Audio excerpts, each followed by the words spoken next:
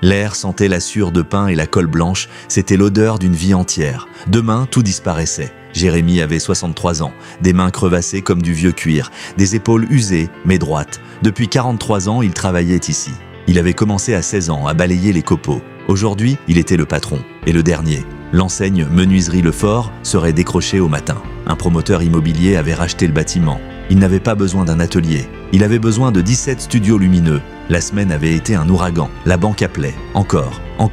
Plan de redressement, échéances impayées, dépôt de bilan, des mots froids, des mots sans odeur, sans sueur. Sa fille Anne était venue, les yeux rouges. « Papa, laisse tomber, c'est fini !» Son gendre parlait de liquidation, de saisie. Chaque mot claquait comme un marteau. Au début, il y eut la colère, chaude, brûlante, contre la banque, contre le promoteur, contre ce monde de chiffres qui ne comprend rien au bois. Puis la peur, froide, glissante. Que devient un homme de 63 ans quand on lui enlève ce qu'il a toujours été?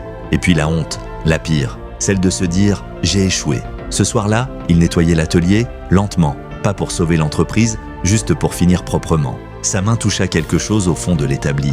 Un vieux rabot, celui de son père. Le bois était sombre, poli par 2 générations de pommes moites. Il le prit, il ferma les yeux, il revit son père penché sur une pièce de chêne, silencieux, concentré. Zip, un ruban de bois naissait, si fin qu'on voyait le jour au travers. Son père n'avait jamais été riche. Il y avait eu des hivers difficiles, des clients mauvais payeurs, des commandes annulées, mais jamais Jérémy ne l'avait vu maudire le bois. Une fois, un meuble précieux s'était fendu, bois trop vert. Jérémy, jeune et furieux, avait frappé l'établi. Son père avait regardé la fissure, pris une grande inspiration et dit simplement « Le bois a parlé. Je ne l'ai pas écouté. Demain, on recommence. » Dans l'atelier vide, quelque chose se fissura. Pas le bois, son orgueil. Ce n'était pas l'atelier qu'il perdait, ce n'était même pas son métier. Ce qu'il perdait, c'était le mur contre lequel il se battait depuis toujours. La banque, le promoteur, l'échec, ce n'était que du vent. Le tumulte dans sa tête ne venait pas de la faillite, il venait de son jugement sur la faillite. C'est une catastrophe, tu es un raté?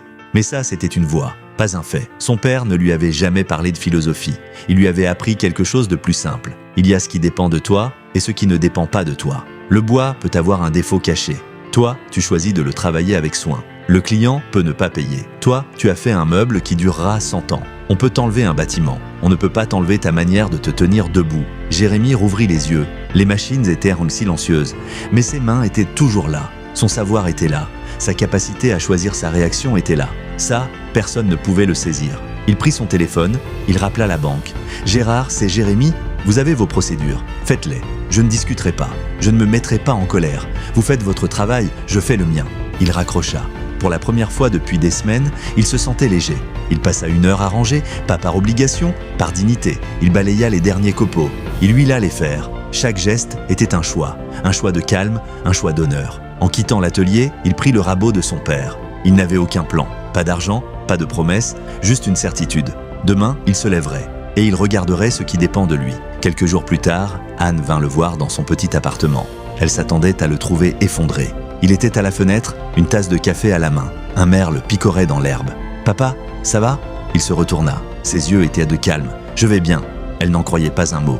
Il désigna le rabot posé sur la table. « Ton grand-père m'a appris une chose. Le bois ne se dompte pas, il s'accompagne. » Il marqua une pause. « La vie, c'est pareil. » Silence. « J'ai perdu l'atelier, c'est un fait. Ce que j'en fais maintenant, c'est mon affaire. » Anne sentit quelque chose changer. Il n'était plus un homme qui venait de perdre. Il était un homme qui venait de comprendre. « Je crois que je vais ouvrir un tout petit atelier. Juste une pièce. Peut-être apprendre aux gamins du quartier à faire une chose correctement, ou peut-être pas. Je ne sais pas encore, mais ce sera mon choix. Pas celui de la banque, pas celui du marché. Le sien. » Il avait passé sa vie à construire des meubles, il venait d'apprendre à se construire lui-même. On peut perdre un bâtiment, on peut perdre une entreprise, on peut perdre un mur, mais tant qu'on ne perd pas sa capacité à choisir sa réponse, on n'a rien perdu d'essentiel. Jérémy avait perdu son mur et découvert qu'il était l'architecte.